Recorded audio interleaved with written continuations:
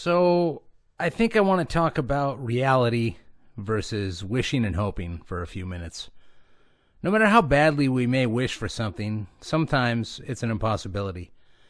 In the worst scenario, it's even our own faults that absolutely prevent what we desire from manifesting. And that's where the left resides for now.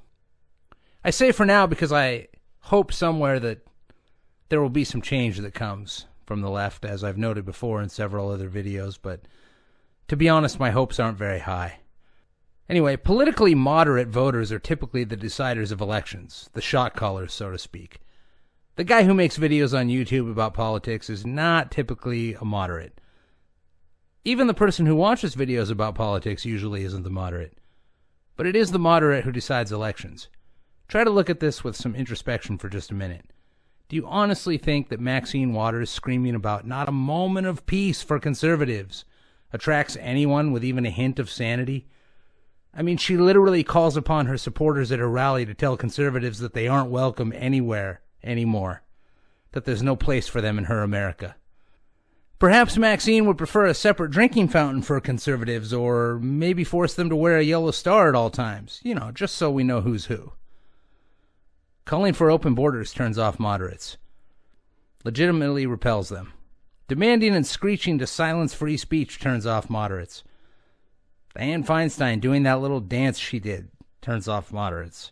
Kathy Griffin turns off moderates. Eminem turns off moderates. Madonna turns off moderates. And unfortunately turns off even more than just moderates. See, where I'm going with this is that if you act like a lunatic, even though these buffoons might only be a fringe part of your base, they're the loudest and therefore create the deepest impact. The crass and the ugly and the gross are what people see, and because of it, you lose. You lose. Even if you can't see or comprehend it, you lose. Perception is another reason the left can't win.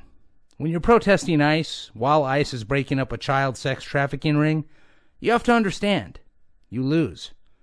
You lose the common man. It may not be the general consensus of the left to prevent stopping sex trafficking, at least in an official capacity, but acts like these scare away anyone who isn't a complete fringe lunatic. But that's perception, and perception is all it takes. It makes an impact on moderates, a negative impact, a deep and lasting impact. Hell, it doesn't just create negative connotations for moderates, but for many well-balanced, well-meaning individuals. They just don't see Trump like the disconnected and insane Kathy Griffin does. Sorry. A prime example of the hysteria you can find so easy today is shown by the recent nominees for the Supreme Court. Supreme idiots have made up signs about stopping Trump's insane pick for SCOTUS, even before a name was revealed. Women's March had XX as a placeholder for whatever name would eventually be revealed. Do you see what statement that makes? Can you see the damaging interpretation a centrist would have? These people aren't protesting a SCOTUS nominee, they're protesting the Constitution. They're taking issue with the rule of law. That's not a message, that's lunacy. Protesting insert name here isn't a demonstration of a concerned subset of people who just want the best for their country. It's simply exposing the insanity. When this is how you behave, you're actually saying, please ignore us, we don't matter, because we're going to act like children that shit their pants no matter what you do. Idiotic behavior generally doesn't bring out the best in people. It doesn't make people rally to your cause. People get frustrated. The natural inclination for response to tantrums becomes fuck you. See, the vast majority of people don't share the nihilistic views of a carnival barker like Rachel Maddow. In fact, most people have zero interest in hating. It's the whining, screaming, tantrum-throwing little brats that make the most noise. And it's costing a lot.